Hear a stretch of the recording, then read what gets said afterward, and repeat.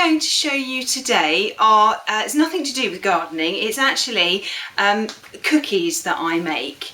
Now I've made these before and I've put a picture up on Twitter and Facebook, and you've all said, oh, they look lovely, can you show us how to do them?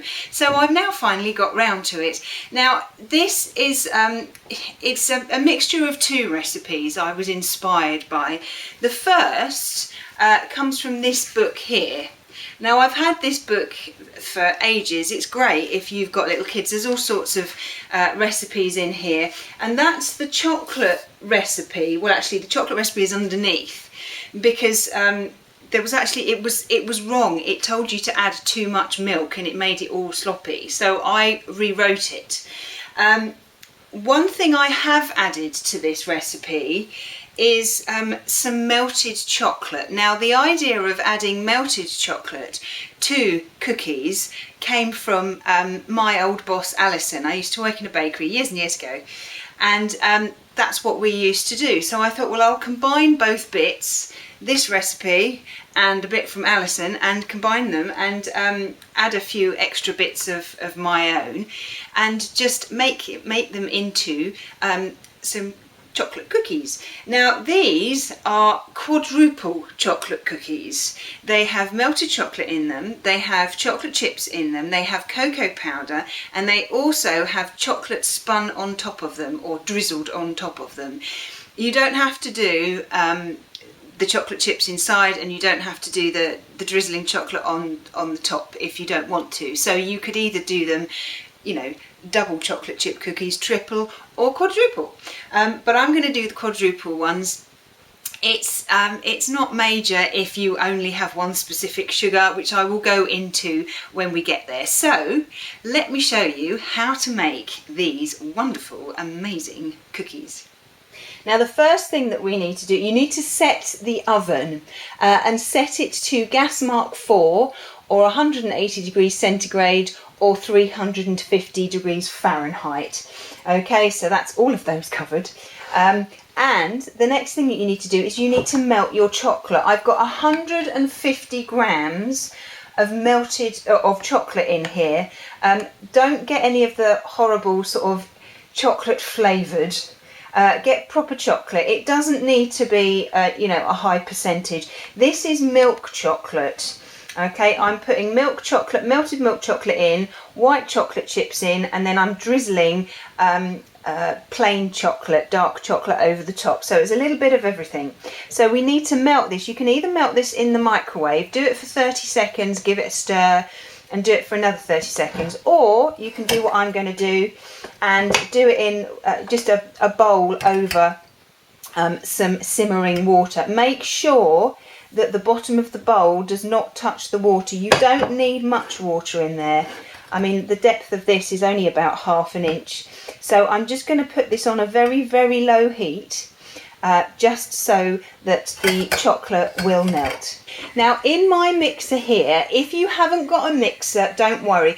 One thing I would say not to mix this in is a food processor, because if you use a food processor you tend to use the blade, and the blade will actually chop all the chocolate chips up, which you don't want to. So if you don't have a mixer like I've got, then just use a bit of elbow muscle and a bit of work, and just do it with a wooden spoon and a bowl. Okay, so in here I've got 9 ounces.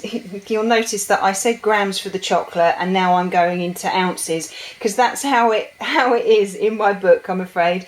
So 9 ounces of margarine, and in there I'm going to add 9 ounces of sugar. Now this is a mixture of sugar. This is sort of light muscovado here, and I've got some granulated. It doesn't matter what sugar you use.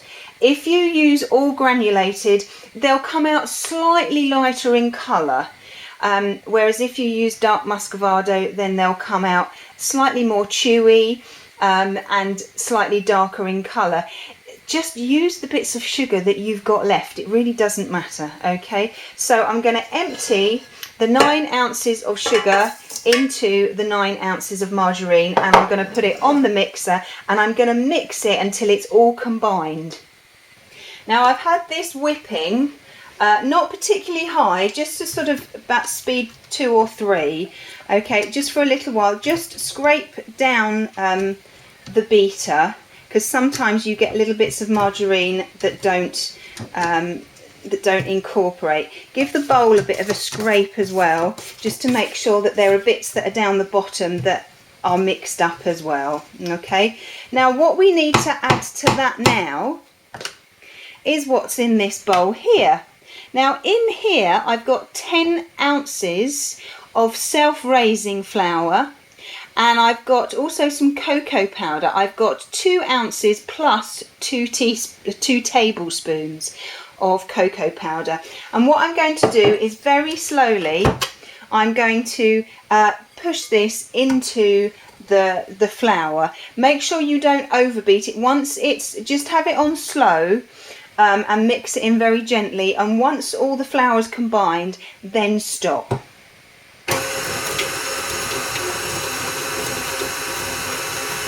Once all the flour's in and it's all combined, again give the beater a bit of a scrape down, and the bowl as well, making sure that you've pushed everything down and you've got anything from the bottom. You can see if I pull this up here, can you see these were bits that were just round the side, and they've not been mixed in properly. So this is why you make sure that everything's, you go round with the spatula just to make sure. So I'll knock all of that back in there, and I'll just give it another mixture so all those little bits that weren't incorporated now will be. Now here's the chocolate, it's just finished melting. There's a couple of tiny little lumps in there. Make sure you take the chocolate off just before it's all completely melted, because the residual heat from the bowl will actually melt the rest. Actually, that bowl's really quite hot. Will melt the rest of any other little lumps in there. So once all those little lumps have gone, just give it a quick stir. All you need to do now is to pour this melted chocolate into the mixture, the mixer with all the cookie dough in it. Now it's easier to pour this in when the mixture, the mixer isn't on, just because trying to get it in can be quite tricky. So make sure you pour it all in, get every single little bit of chocolate in there, and once it's all the melted chocolate is in the mixture, then give it a mix round. Still got, oh, that's really hot, just in one section. So let's just get all the last little bits in. There we go. And then we'll just put the mixer on just to make sure all the chocolate is incorporated.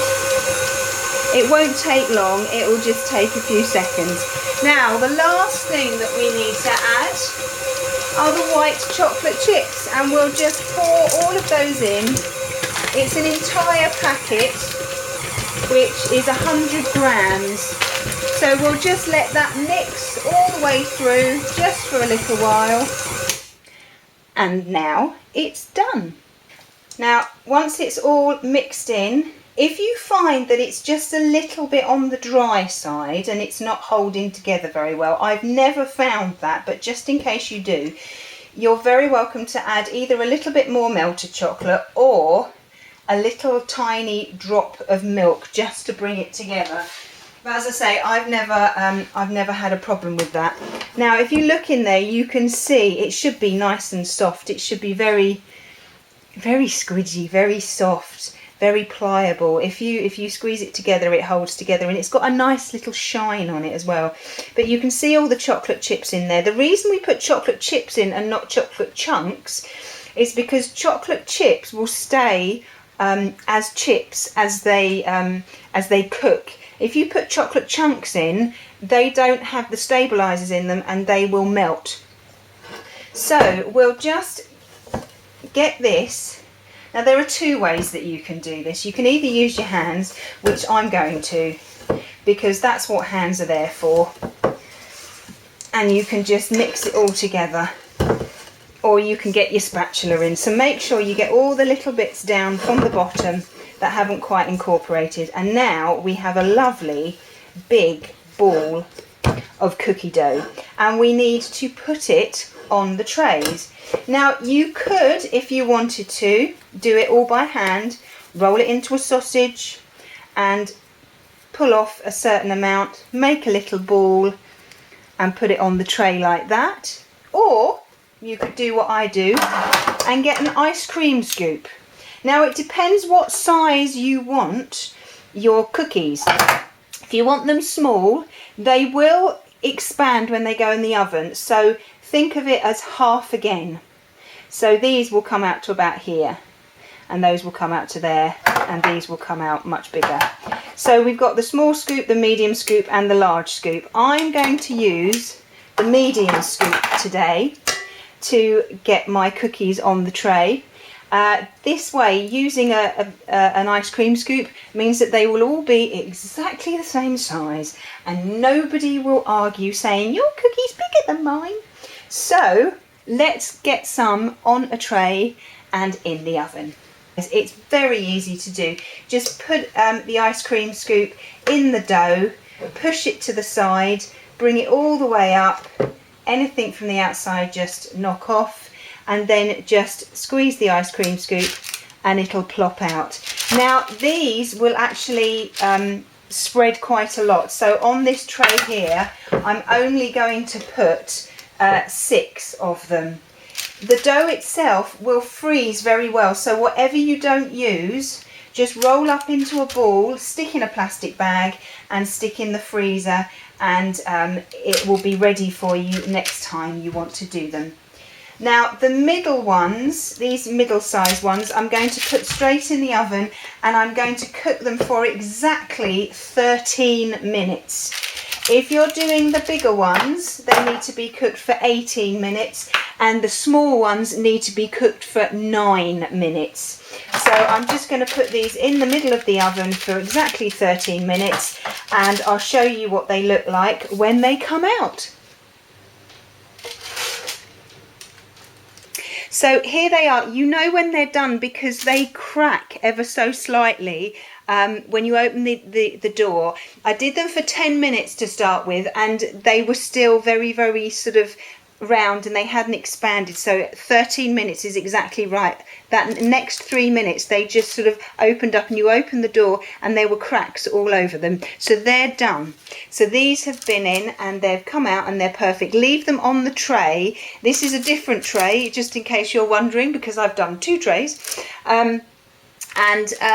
Leave them on the tray for about 10 minutes to cool down, because when they cool down they'll firm up a little bit.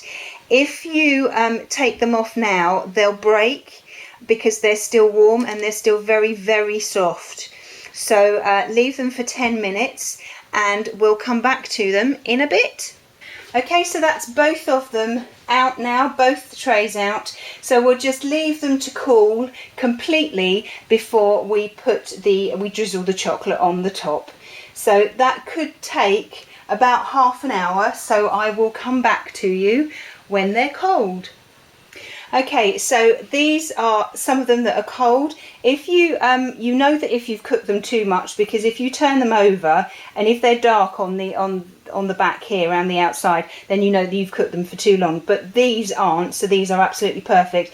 Now you can leave them like that, just as they are, but I'm not going to. I'm going to drizzle some chocolate on the top. So here I've just got a little bit of dark chocolate. Okay, it's any dark chocolate that you can get. This actually happens to be 70%. It's just because I've got a little bit left over, but just, you know, Belgian plain chocolate. It doesn't have to be a percentage. We need to melt this down. Now, because there's not much, I'm going to do this in the microwave. I'll do it for 30 seconds, take it out, give it a stir, and then do it for another 30 seconds and stop just before it is completely melted. Now, I melted this for 1.5 minutes. There's still a few lumps in there, but just keep stirring because the cup is actually very hot, so that will melt any residual lumps in there. And all you do now is just very gently and very carefully, or very messily, it's entirely up to you, just get a teaspoon and then just drizzle it across the top like this.